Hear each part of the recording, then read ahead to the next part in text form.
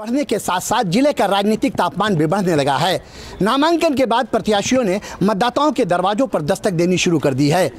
मतदाता हमारे मौज मौजूद है। आइए मैं जानता हूं कि मतदाता किस मुद्दे को लेकर मतदान करेंगे, उनके क्या प्राथमिकताएं होंगी और उनके दिलों में किस तरह के सवाल सुखबुका रहे हैं। हम शुरुआत करते हैं महिला मतदाता से। इनसे जानते हैं कि किस मुद्दे को लेकर के आप मतदान करेंगी और कैसा प्रत्याशी चाहती है। मैं सांसद यहाँ पर बहराइच में जो आनंद गौड़ है उन्हीं को ही चाहते हैं, क्योंकि हमारे भाजपा में सारे काम चल रहे हैं, सारे अच्छे काम कर रहे हैं। वो महिलाओं को बहुत सुरक्षा प्रदान कर रहे हैं और महिलाओं के लिए रोज़गार की व्यवस्था कर रहे हैं और उन लोगों का महिलाओं के लिए उन्होंने घर घर बनवाए हैं, शौचालय बनवाए हैं, अच्छे से अच्छे काम कर रहे हैं वो। और वही हमारी भाजपा ही आएगी, 400 पार करेगी। 400 पार। फिर भाजपा की एक हमारे साथ कार्यकर्ता मौजूद हैं, उनसे जानते हैं कि 400 पार कैसे करेगी। हमारी सरकार ने, माननीय मोदी जी ने महिलाओं को सुरक्षा दिया है, सम्मान दिया है। पहले क्या होता था, हमारी जो लेडीज़ें थीं वो घर से बाहर निकलने में बहुत ही डरती थीं। जितनी विद्यालय हैं, गर्ल्स कॉलेज हैं, सबके पास लड़के इकट्ठे होते रहते थे। आज हमें वो आज़ादी मिली है और महिला सुरक्षा सम्मान मिला है। और जो मूलभूत आवश्यकताएं हैं, जैसे रहने के लिए मकान, खाने के लिए राशन और बनाने के लिए चूल्हा, बेटियों की शादी के लिए हमें कोई चिंता नहीं है, चाहे एक हो चाहे चार हो। माननीय मोदी जी ने वो सभी सुविधाएं दी हैं जो हमको मूलभूत आवश्यकताएं हैं। इसलिए 400 पार तो होना ही है और आनंद भैया को ऐतिहासिक विजय मिलेगी इस बहराइच से। मेरी गारंटी है, मेरी मातृ शक्तियों का आशीर्वाद है।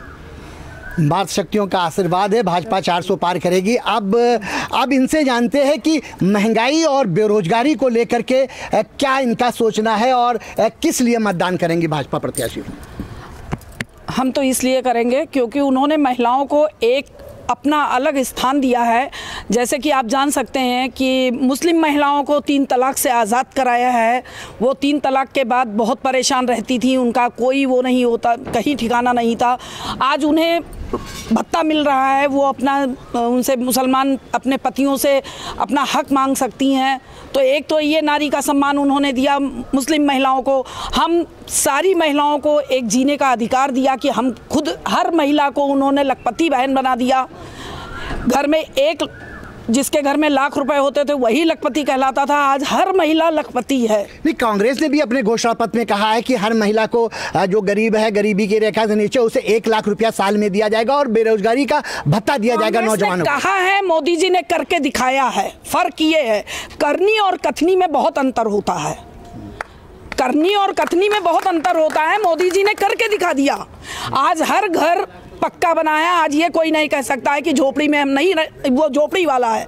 हम सर उठा के कहते हैं वो भी भैया कोठी वाला है। ये भाजपा को 400 पार करने की बात कर रही है। कुछ हमारे साथ और मतदाता मौजूद है। आइए मैं जानता हूं कि किन मुद्दों को लेकर के भाजपा 400 पार होने का दावा कर रही है और आपकी एनडीए कह रही है हम 300 पार करेंगे। क्या है मुद्दे और क्या लग रहा है कि गरीबी देश से मिटाई है भाजपा ने और विभिन्न तरह की कल्याणकारी योजनाओं से लोगों को आच्छादित किया, ऐसा लोगों का कहना है। कि आपका क्या कहना है? देखिए, ऐसा है, भाजपा के करनी और कथनी का फ़र्क अगर हम आपको बताएं तो ये तो सूरज को एक दिया दिखाने के समान होगा।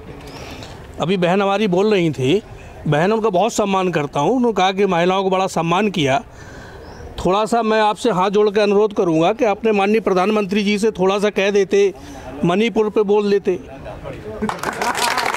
हाथरस पे बोल देते, उन्नाव पे बोल देते। वो भी बहन नहीं है, हाथरस, वही दिल्ली, वो भी वो नहीं। भैया एक बार सुन लो यार, मैं सुन रहा हूँ तो आपको सुनने में क्या दिक्कत है? बिल्कुल, मैंने बहन की बात सुनी, मैं कोई आरोप नहीं लगा रहा हूँ, मैं आपकी बात कर रहा हूँ। आप बहन हैं और छोड़ दो उसको। नहीं, आप बहन हैं। मैं आपके सामने ये बात कहूं कि मुझे शर्म, बहन जी, अरे नहीं भाई, आप सुनिए, कांग्रेस छोड़ दीजिए। 15 लाख रुपए का जुमला, 15 लाख, सुन लीजिए, सुनने में क्या हो रहा है, सुनिए। 15 लाख रुपए का जुमला आज भी पूरे देश में घूम रहा है। 15 लाख रुपए का जुमला पूरे देश में घूम रहा है। आप इधर आइए, क्या कहना है आपका? आप महिलाएं 12 बजे रात को भी अकेले सड़क पे निकल सकते हैं, 10 मर्दों का सामना कर सकते हैं। आप मणिपुर की बात कर रहे हैं। आप मणिपुर की महिला 12 बजे महिलाओं का सम्मान जो दिया है उस पे बात करिए। उन्नाव की महिला भी पुराना मत खोलिए। समाजवादी ने पुराना क्या किया है? पुराना आप मतलब उनका भी खोल के रखिए ना। की लड़की ये कह रहे हैं बाहर पुराना न खोले, अपना सापा अपना बतावे। क्या चीज समाजवाद? सुनिए बहन जी, सुनने की सलाहियत पैदा करिए। समाजवादी सरकार सुनिए समाजवादी सरकार में पढ़ो बेटी बेरोजगारी भत्ता, लड़कियों के लिए शिक्षा, अखिलेश यादव जी ने जो कीर्तिमान स्थापित किया है वो किसी ने नहीं किया। सुनिए भाई, सुनने में क्या पैसे खर्च हो रहे हैं आपके? मैंने समाजवादी पार्टी का नाम ही नहीं लिया अभी। मैंने तो समाजवादी पार्टी का नाम ही नहीं लिया। मैंने तो प्रधानमंत्री जी पे आपका क्या कहना है? आपने सुनिए नहीं मंत्री हुआ मोदी कोई होगा। आपने तो सब नहीं मंत्री कभी नहीं हो सकता, कभी नहीं हो सकता। मेरी मोदी जी कह रहे हैं सबसे अच्छा प्रधानमंत्री है। बिल्कुल, पूरे विश्व में झूठ बोलने वाला उससे अच्छा प्रधानमंत्री कोई नहीं है। पूरे विश्व में झूठ बोलने वाला कोई नहीं है। बिल्कुल सही बात है, झूठ बोलने वाला उनसे अच्छा कह रहे हैं सबसे झूठा प्रधानमंत्री। आप जो है इतने आलोचना लगा रहे हैं, आज आपकी भी बेटी बहुत सुरक्षित है। मैंने कहा आपने तीन तलाक देके झूठ चाहिए। तीन पूरे विश्व में झूठ बोलने वाला कोई नहीं है। बिल्कुल सही बात है, झूठ बोलने वाला उनसे अच्छा कह रहे हैं सबसे झूठा प्रधानमंत्री। आप जो है इतने आलोचना लगा रहे हैं, आज आपकी भी बेटी बहुत सुरक्षित है। मैंने कहा आपने तीन तलाक देके झूठ चाहिए। तीन तलाक देके 3 तलाक हटाया है। 3 तलाक हटाया है। बेटियां गायब हैं। आप ये कह रहे हैं कि मोदी जी ने बहुत कुछ किया है। 3 साल का रिकॉर्ड देखिए, 3 साल में 13 लाख बेटियां गायब हैं, जिनका कुछ पता ही नहीं है कि कहाँ वो गई, क्या हुआ उनका, कोई पूछने वाला नहीं है। ये क्या कह रहे हैं कि ये तो बहुत बड़ा आरोप लगा दिया, ये तो बहुत बड़ा आरोप लगा दिया कि 3 लाख लड़कियां गायब हैं। सब गुंडे मवाली चाहते थे, घर से बेटियां उठा ले जाते थे सपा के राज में। नहीं, ये तो कह रहे हैं कांग्रेस के जमाने में, भाजपा के जमाने में। भाजपा बहुत अच्छा कर रही है, बेटी बहनों बेटियों के लिए कर रही है। झूठा लगाना तो समाजवादी का काम है। नहीं, ये समाजवादी नहीं है। महिलाओं का ये सम्मान है कि 13 लाख महिलाएं गायब हैं और 4 शादियां अभी भी करने की परमिशन है। एक विशेष समुदाय को, एक पसंद आए दूसरी करो, दूसरी पसंद आए तीसरी करो, तीसरी पसंद चौथी पसंद करो। 4 शादी करने की परमिशन है। क्या ये नारियों को सम्मान है? ये सरकार सम्मान दे रही नारियों को? आज भी रेप हो रहे हैं, बलात्कार हो रहे हैं, 10-10 साल मुकदमा चलता है, 20-20 साल मुकदमा चलता है, 40-40 साल पुराने मुकदमे आज भी चल रहे हैं। जब लोगों को न्याय नहीं मिल सकता तो सरकार क्या देगी? अब ये नौजवान मतदाता कोरोना की बात की। कोरोना में मैं बता रहा हूँ, कोरोना में ये हुआ कि लोग ऐसे मर गए, भूखन मर गए, बजाय बीमारी के भूखन लोग मर गए। और ये बता रहे 2014 की बात कर रहा हूँ, 55 लाख करोड़ रुपए कर्ज थे इस भारत देश पे। आज वही कर्ज 205 लाख करोड़ रुपए हो गए। मैं कह रहा हूँ हम लोग जीएसटी दे रहे हैं, हम लोग टैक्स दे रहे हैं, कहाँ जा रहे हैं पैसे? कोई वो नहीं है। क्या है ये गोदी मीडिया? और मैं दूसरी बात कहना चाह रहा हूँ, कह रहे 400 पार। मैं बता रहा हूँ, जनता कह रही है तड़ी पार। वो मतदाता है, उनसे जानते हैं कि क्या कहना है इनका इस संबंध में और क्या चाहते हैं, वो किस तरह का प्रत्याशी चाहते हैं और क्या कहना है आपका। देखो, सबसे पहली बात तो ना मुझे बीजेपी से मतलब है ना मुझे कांग्रेस से मतलब है। मुद्दा है बेरोजगारी इतना बड़ा मुद्दा बन चुका है कि आज की लगभग 83% जो यूथ है वो बेरोजगारी से जूझ रही है। अभी रिसेंटली बात की जाए तो रीजनल ऑफिसर का पेपर हुआ था, लीक हो गया। फिर यूपीपी का पेपर हुआ, लीक हो गया। 2018 के बाद से कोई टीचिंग वैकेंसी नहीं आई उत्तर प्रदेश में। तो ये मुद्दा है सबसे बड़ा। ये बच्चे हमारे हैं, मैं टीचर हूँ राठौर डिफेंस एकेडमी का, ये आए हुए हैं, इन सब का पेपर था, ये पेपर दिए, पेपर लीक हो गया। ये सालों से मेहनत कर रहे हैं, 2-3 साल से कोई रिजल्ट नहीं आया। तो महंगाई के साथ साथ बेरोजगारी आपका मुद्दा है? बिल्कुल मैं मुद्दा है। नहीं, अच्छा सुनिए मेरी बात।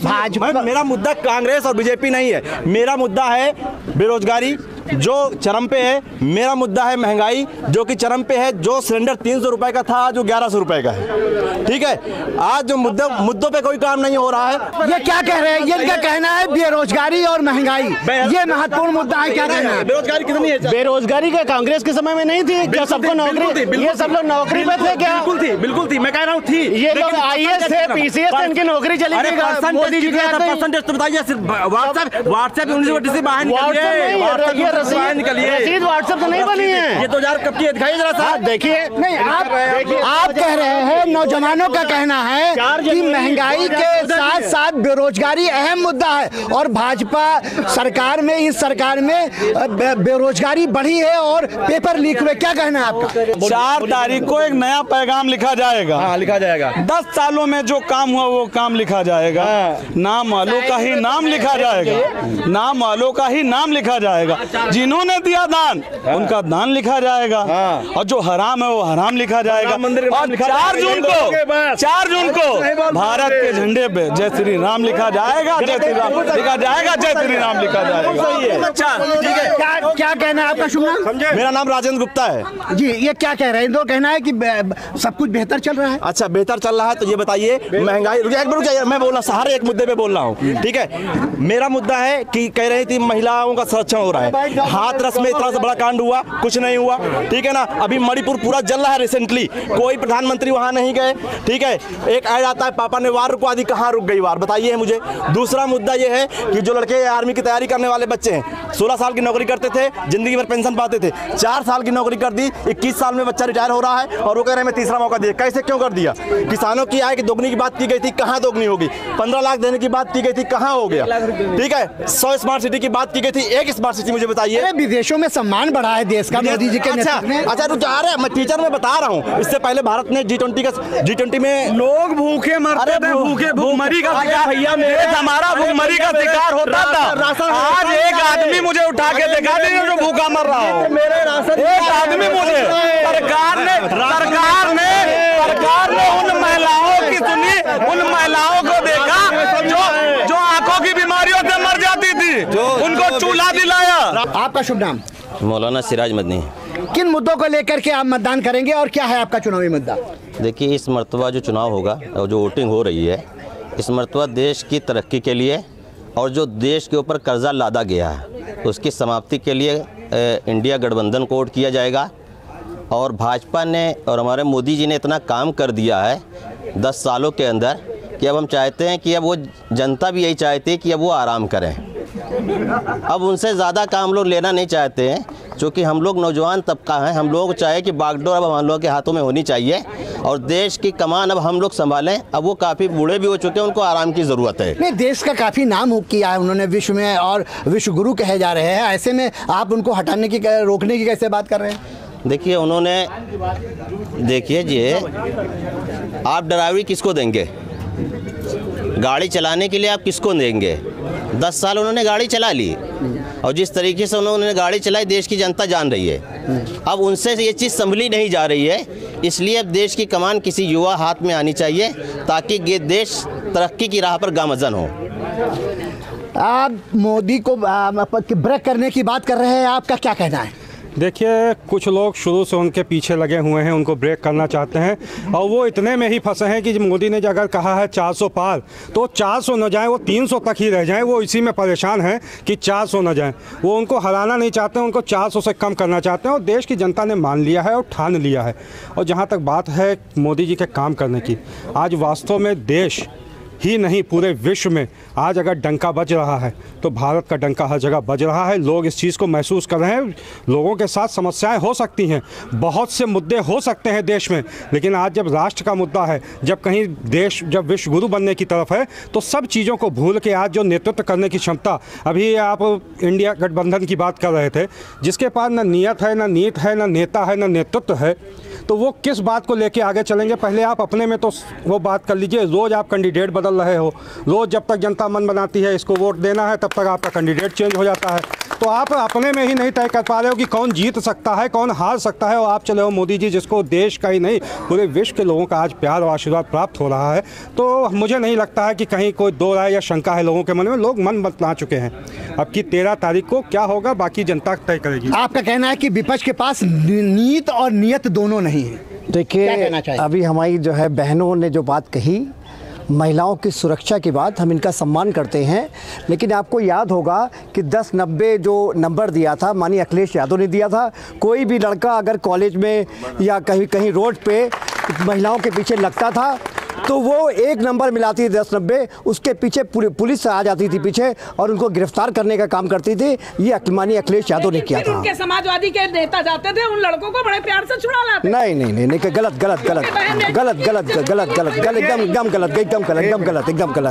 एकदम गलत। और जहाँ तक की बात है, माननीय अखिलेश यादव जी ने आज मेट्रो,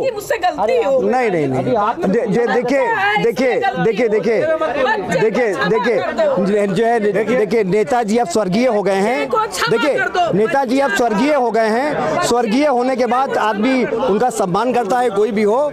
जहाँ तक की बात है, अब मेट्रो की बात है, उत्तर प्रदेश में माननीय अखिलेश यादव जी ने मेट्रो चलाने का काम किया है। जहाँ तक लैपटॉप की बात है, वो हमारी कन्याएं बैठी हैं, बेटियों बनी, ये माननीय अखिलेश यादव ने लैपटॉप देने का काम किया। उसके बाद से अभी तक किसी नौजवान को रोजगार मिला हो, ये लैपटॉप मिला हो। खाली अगर उनका पेपर होता है तो नहीं, जो हमारे स्टूडेंट बैठे हैं, जो भी पेपर जो हुए वो सिर्फ लीक होने का काम किया है।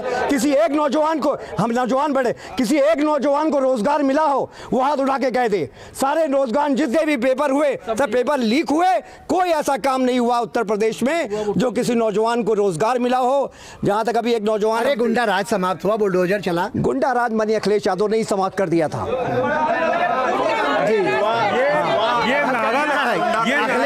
ये नारा लगता था कि जिस गाड़ी पे लगा हो सपा का झंडा उसमें बैठा है सबसे बड़ा गुंडा।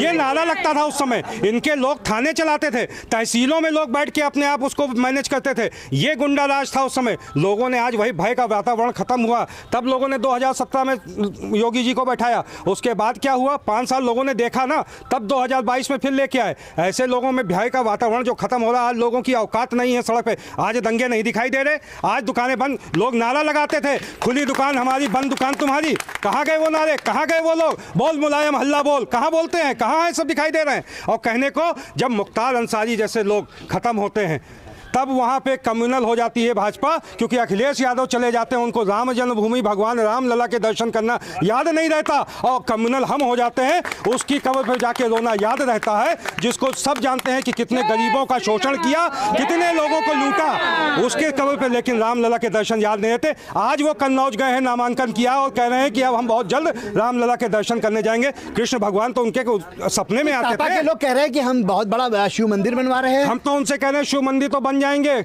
सोमनाथ बना है, काशी विश्वनाथ बना है। अरे यदुवंशी तक मेरी बात चले, अगर मेरी बात पहुंचे अखिलेश यादव तक आपके जरिए, तो आप यदुवंशी हो, मथुरा में श्री कृष्ण भगवान का मंदिर बना के दिखाओ। मैं चैलेंज करता हूं उनको। भाई साहब एक बात बताइए, देखिए भाई साहब मैं एक बात कर रहा हूं, एक आम, ठीक है अभी तक जो लोगों ने बोला, मनदीप भाई आप भी रुक जाइए, जो जिन लोगों ने बोला उसमें कोई दिक्कत नहीं है। मैं ये कह रहा हूं कि इन मुद्दों से पब्लिक का क्या लेना देना।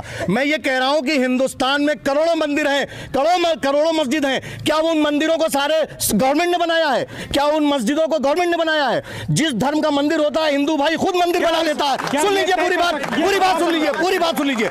जब कोई मंदिर बनना होता है, हमारा हिंदू भाई साहब पूरी सुन बता सकते हैं कि उसको सरकार ने बनाया, एक ट्रस्ट बना है, लोगों ने अपने पैसे दिए हैं। विचार सुनिए, मैं गवर्नमेंट पे कोई ब्लेम नहीं लगा रहा हूं। मैं कह रहा हूं मोदी जी महान है, ग्रेट है, मुझे कोई दिक्कत नहीं है।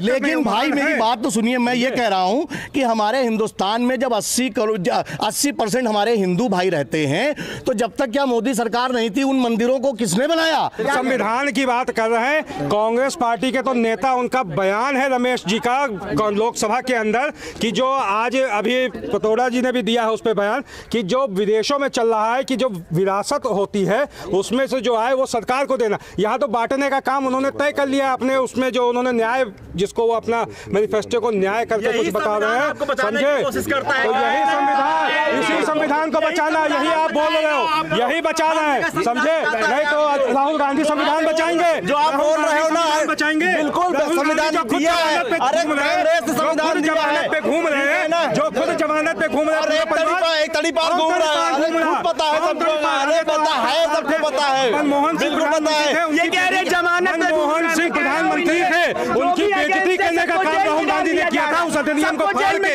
समझे? कि वो सुपर बॉस है, प्रधानमंत्री कोई भी होगा, राहुल गांधी सुपर बॉस। दूसरी पार्टी का कोई नेता छोड़ के उसमें आता तो वॉशिंग मशीन में घुल जाता है। जमानत पे बाहर है, जो जमानत पे बाहर है वो आप तय करेंगे कि देश की दिशा दशा क्या होगी। अब हमारे साथ कुछ लड़कियां है, बेटियां हैं, क्या है, किस मुद्दे को लेकर के आप मतदान करेंगे? आपका मत है? मत है? पहली बार मतदान करने जा रही है, पहली बार मतदान करने जा रही है बच्ची, क्या है मुद्दे, किस मुद्दे पर मतदान करेंगे? हमारा मुद्दा ये है कि बेरोजगारी है, बेरोजगारी सबसे बड़ी चीज है।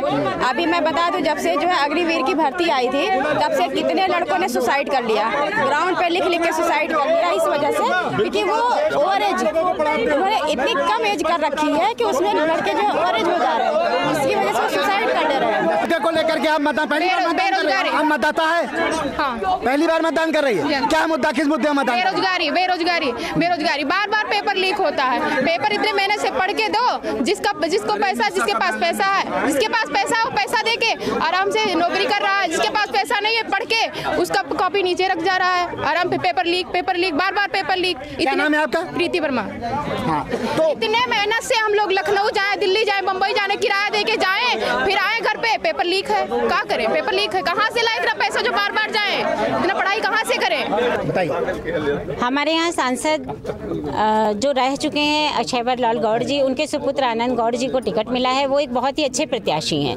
वो सिर्फ प्रत्याशी एक अच्छे इंसान ही नहीं है, वो संगठन के भी एक अच्छे कार्यकर्ता है और उन्हें भारतीय जनता पार्टी ने अगर प्रत्याशी बनाया है तो बहुत अच्छा विचार है ये कर रहे हैं। और कैसा सांसद चाहिए? मुद्दे को लेके कि क्या बात है, मोदी जी की इतनी सारी योजनाएं, उन्होंने किसी को भी नहीं देखा, चाहे हिंदू हो, मुस्लिम हो, एससी हो, एसटी हो, किसी के लिए जितनी योजनाएं आई सभी के लिए आई। तो यही मुद्दे हैं, उन्हीं को ऐसी योजनाएं जो किसान ने नहीं सोचा था, महिलाओं के लिए इतनी अच्छी, उन्होंने आरक्षण, इतनी अच्छी योजनाएं, हमारा राम मंदिर बन गया, तो कितनी योजनाएं बताई जाएं। अगर योजनाएं बताई जाएंगी और मुद्दे बताए जाएंगे तो पता चलेगा 8-10 दिन बीत जाएंगे जितनी भी योजनाएं माननीय मोदी जी की आई। और आदरणीय सांसद जी की बात अगर करते हैं तो यहाँ से जो अयोध्या ट्रेन जा रही है और काशी ट्रेन जा रही है वो सब सांसद जी ने बनवाया। और कहने को क्या है, मेडिकल कॉलेज, इतनी सारी रोडें, यहाँ से लखनऊ वाली रोड का भी सर्वे हो चुका है, रेल लाइन का, तो बहुत सारी। और कहने वालों के लिए क्या, तो दुनिया तो कुछ भी कहती रहती है, इसके लिए बिल्कुल है, विकास पुरुष तो है, विकास पुरुष है मोदी। इस बात को लेकर के यहाँ पर आज मतदाताओं में अलग अलग रुझान रहे हैं। कुछ इंडिया गठबंधन की वकालत करते रहे हैं, कुछ इंडिया गठबंधन के पक्ष में रहे हैं, ज्यादातर लोग मोदी के पक्ष में नजर आए हैं। अब देखना यह है कि ऊँट किस करवट बैठता है, मतदान में मतदाता किसे चुनता है और किस दल का प्रत्याशी सांसद बनता है। Syed Masood Qadri, news India, Bahraich.